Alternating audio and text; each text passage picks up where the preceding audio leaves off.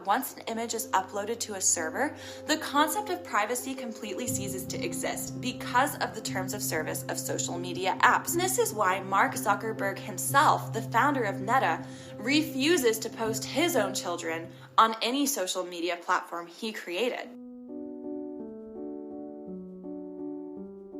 After a long day at work, you're doom scrolling through TikTok or Instagram and see a charming video posted by a mom online.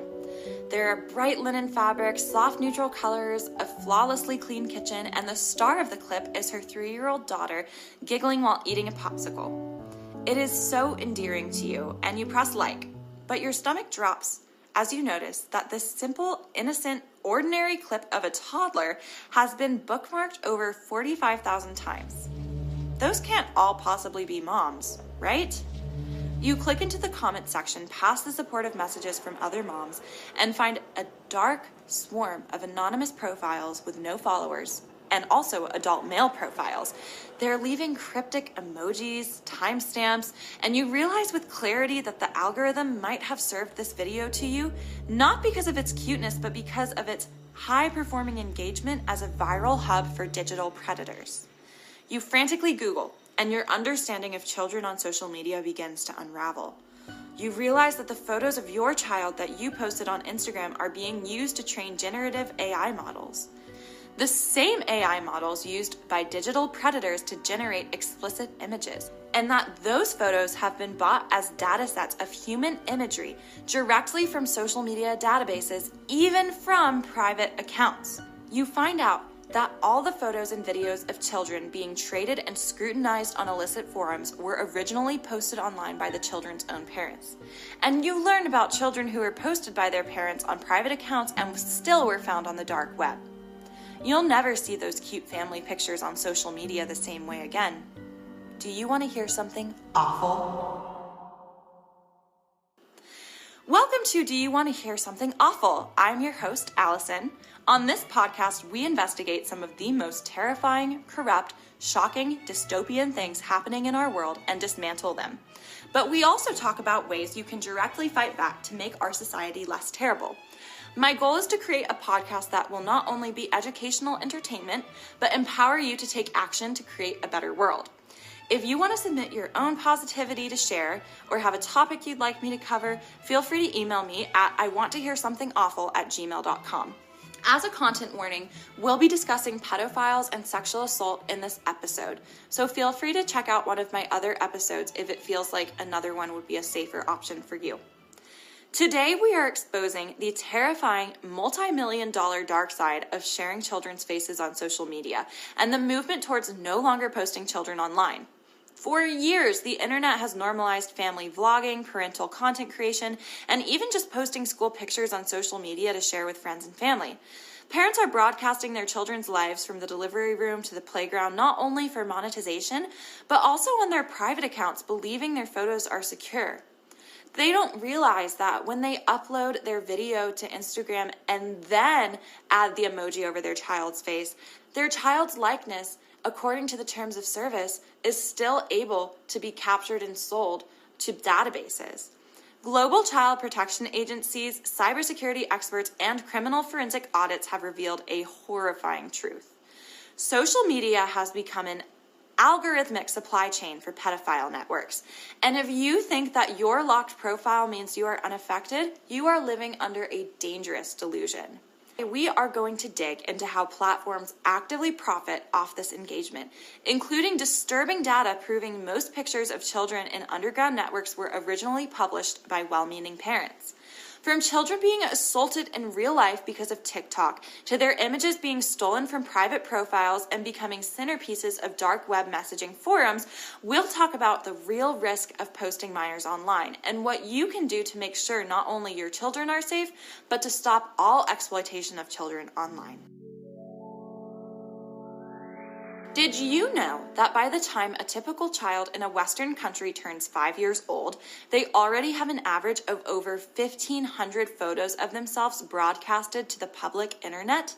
A landmark investigation conducted by the French organization Fondation pour l'Enfance, the Children's Foundation, excuse my French, audited peer-to-peer dark web forums and underground pedocriminal networks.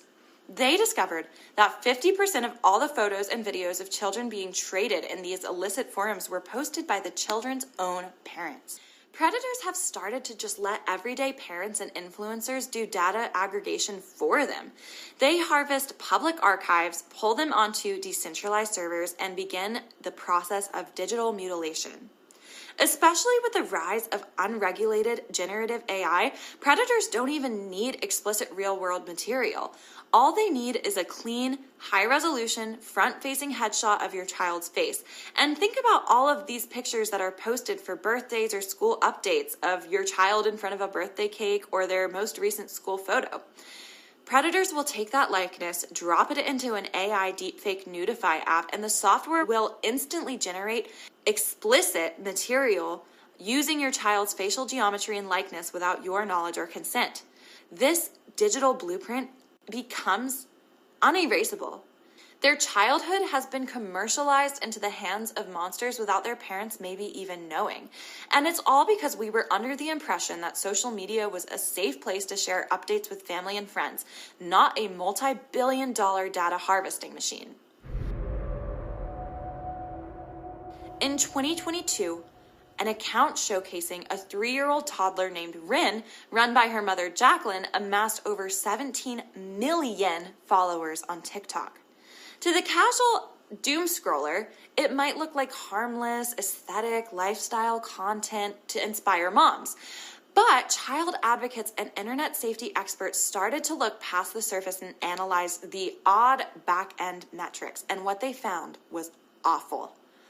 Any video depicting this toddler doing ordinary things like eating a pickle, playing with a hot dog, trying on swimsuits, enjoying a popsicle, had save counts that exploded into the 10,000s. The most chilling was a deleted video where the toddler was playing with a tampon. And that was the video where the saves crossed into the 45,000s. The comments left by adult accounts were very suggestive, with coded emojis and timestamps that flagged specific frames of the child's body. Despite the public outcry and the visible, obvious, predatory data mining happening on every post, the account kept uploading. Controversy drives engagement, and engagement drives profit. The account was generating an estimated $15,000 a month in brand sponsorships and creator funds. Not to mention the money they were generating in ad revenue for the Meta platform in general. A joint investigation by the Wall Street Journal and researchers at Stanford University revealed that Instagram's recommendation algorithms didn't just passively allow predator networks to exist. These algorithms actually actively promote and connect accounts that trade and commission illicit child material, simply because these networks create hyper-obsessive, high-engagement metrics, and that means more money for the company. The algorithm tracks which photos get the highest click-through rates, the longest watch times, and the highest save counts, and it doesn't matter why the video got so many likes and saves. The algorithm flags it as high-value content and pushes it out to even more profiles with matching search behaviors, which is how Rin Eleanor's account got so popular. The financial incentive and structure of these apps actively rewards the exploitation of children who are incapable of understanding or consenting to their public objectification. We know that money plays a huge central role in this. Momfluencers enjoy brand deals and sponsorships. Views generate more ad revenue for Meta and Instagram. Pictures, even on private accounts, turn into data that Meta can sell. But it even gets more dark when you look at how these platforms themselves have built specialized features to turn minor children into premium digital commodities. Recently, Meta rolled out paid subscriptions to allow creators to lock content behind a monthly paywall. 2 separate teams inside Meta raised internal alarms because they tracked hundreds of parent-managed minor accounts using this feature to sell paywalled content of young girls in bikinis, gymnastic leotards, or cheer outfits to overwhelmingly male subscribers who were overt in the comments about their sexual interest in the children. A New York Times investigation found that moms were using their mainstream Instagram or TikTok pages as funneling hubs. They would post a link in their bio routing users to secondary platforms or private sites like Linktree, customized web stores, or messaging apps. And on these secondary sites, the prices scaled drastically up to $250 a month. What is worth $250 a month from a child's Instagram account managed by their parent?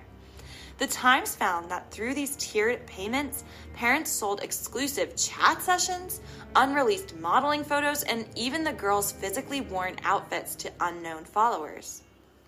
The reason these accounts are allowed to stay up is because they hide behind the culturally accepted lens of child modeling or pageantry or resume building for athletes or actresses. A mom creates a page dedicated to her daughter's competitive gymnastics or modeling journey, and because it's framed as a career path or a way to fund future college tuition, it can bypass standard filters and societal stigma, and that is what makes it so easy for predators. On the messaging app Telegram, tracking units found organized forums where thousands of adult men openly swapped tips on which moms on social media were willing to sell the most risque content privately, tracking down the exact physical location of the child and discussing how Instagram has ushered in a golden age for accessing children. Meta's internal reviews explicitly confirmed that these parent-run modeling accounts were catering to users with documented pedophilic interests. Yet, because the content drives high financial transaction metrics, the algorithms promote these subscriptions directly to these predators to keep them on the app longer. The most common thought I hear from people is, well, this is why I set my account to private. I only approve of people I know, family, friends, coworkers, even my boss. My child's pictures are locked down, so I don't have anything to worry about. And that sounds completely logical until you realize that setting your account to private really just creates a false sense of security. Take, for instance, this regular, non-famous, just normal mom living in the Midwest who kept a personal locked Instagram account with only 250 followers. She posted mostly milestones of her newborn, thinking that only family members, college roommates, and friends from church could see them. Her first steps, her baths, her sleeping in her crib, her cute outfits. It was just a standard, innocent baby book.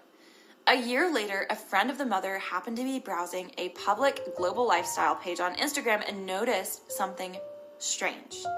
A completely random woman living on the other side of the country had an account with tens of thousands of followers dedicated to documenting her beautiful daughter, whom she called Chloe. Every single photo and video of Chloe was a stolen, scraped image of baby Ava. The stranger had used an automated scraping tool to bypass the private account barriers, likely through a compromised account of an old acquaintance on the mother's follower list. The predator stole the child's entire life story. She reposted Ava's medical updates, her favorite foods, her milestones, and rewrote the narrative to claim the child as her own. But the horror got worse. The biological mother found out that those images were going someplace horrific. The fake account was just a clearinghouse. Underneath the public roleplay page, adult users in the comments section were flagging specific photos of Ava, downloading them, and transferring them directly to an underground peer-to-peer dark web messaging forum. The biological mom had to spend months working with cybersecurity forensic units and federal law enforcement just to get the digital footprint of her toddler scrubbed from the servers. She realized way too late that she had hand-delivered her daughters directly to global predators. Her case shows that a private profile is not an iron curtain.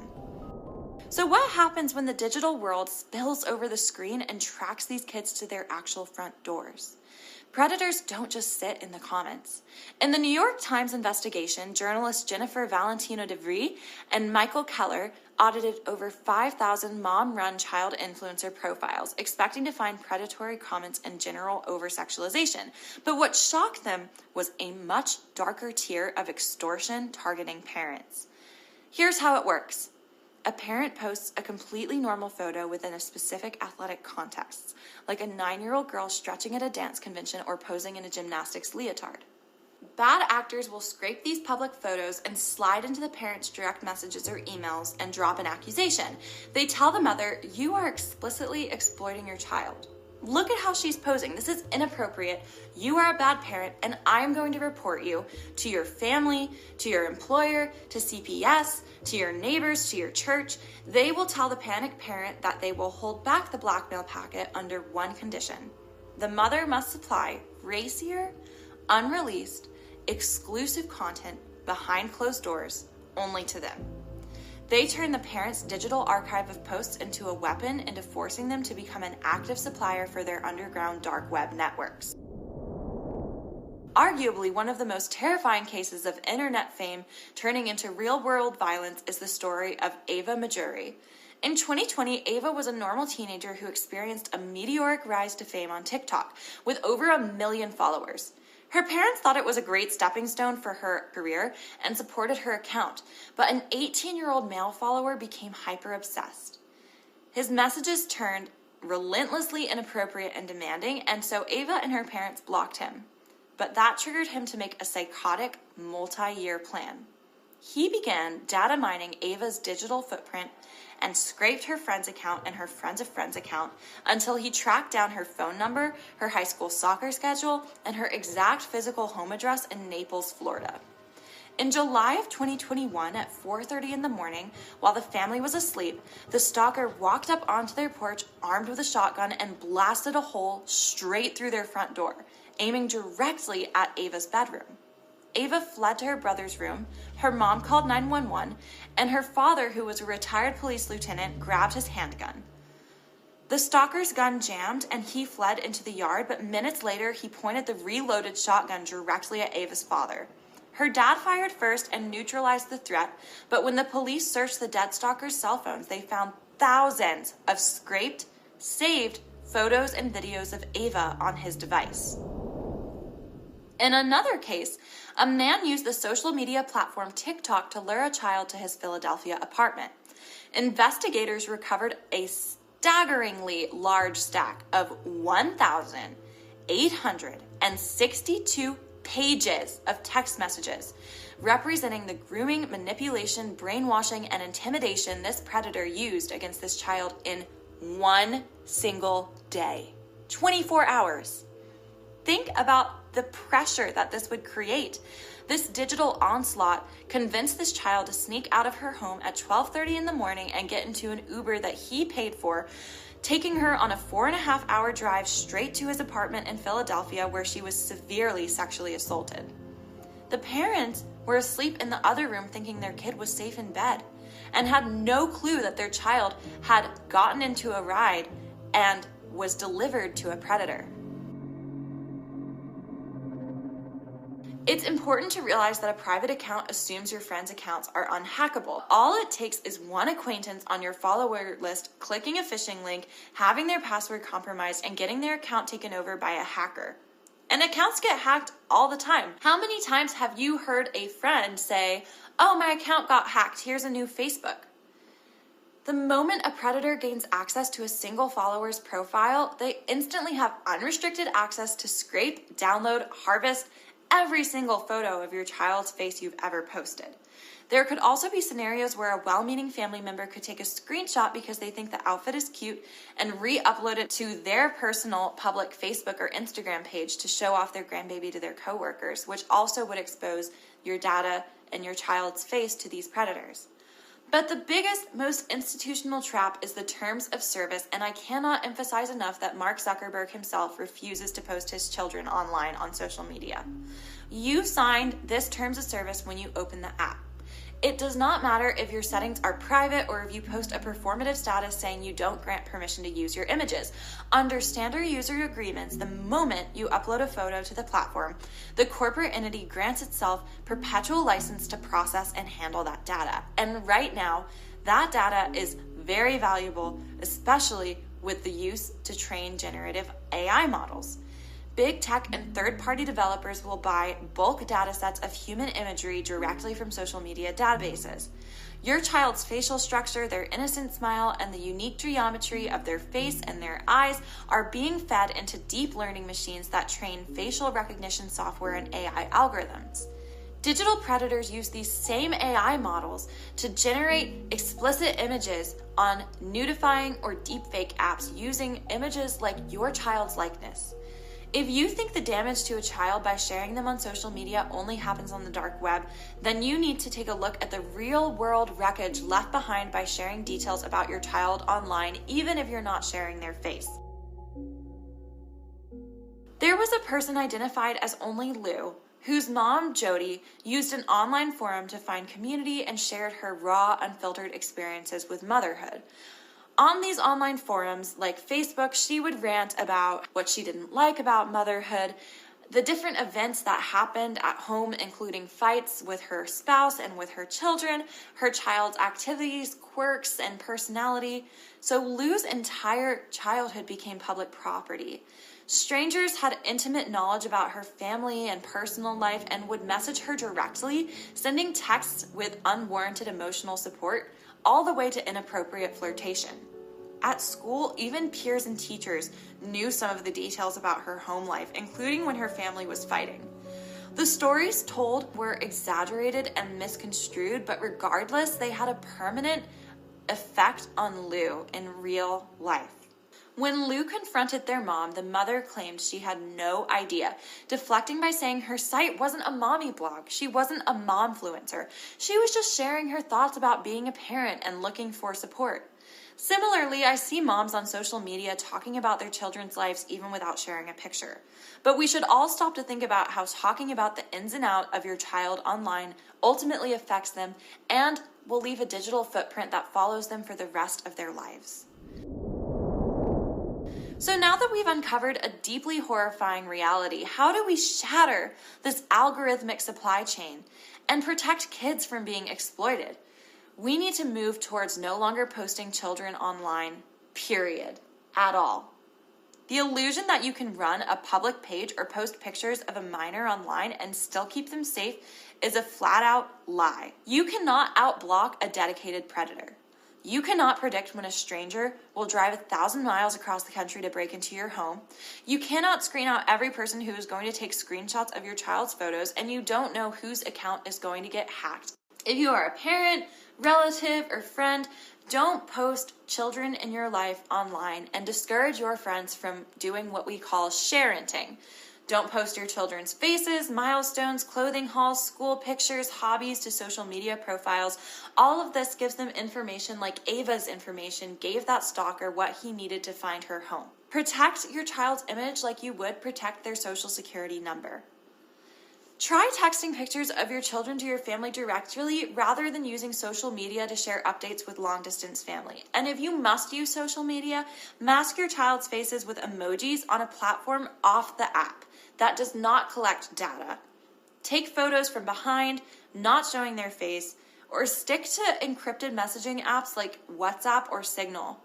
Algorithms will only feed what consumers devour, so the next time you see a family vlogging channel or a momfluencer account, scroll up right past it. Don't watch it, don't comment, don't engage, don't linger a single second on it, hit the not interested button or block the account entirely. And this will starve the algorithm of the metrics they use to keep pushing out these videos to pedophiles and also to secure lucrative sponsorships for the mom that encourages her to keep posting her child online. If a brand partners with an account that exploits minors for content, then email that brand's customer service and tell them that you are boycotting until they pull their funding from using child accounts. Profit leaving the industry will stop exploitation. Lastly, we need to hold Meta and ByteDance accountable for the way their apps operate.